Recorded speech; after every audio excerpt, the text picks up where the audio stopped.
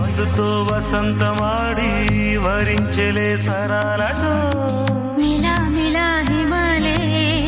జల జల ముత్యాలుగా తడ తడ గళన తటిల్లత హారాలుగా చేతులు తాకిన కొండలకే చలనం వచ్చనులే ముందుకు సాగిన ముచ్చటలో మూవను పలికెనులే ఒక స్వర్గం తల వంచి ఇలా చేరే క్షణాలలో అందాలలో అహో మహోదయం భూలోకమే నవోదయం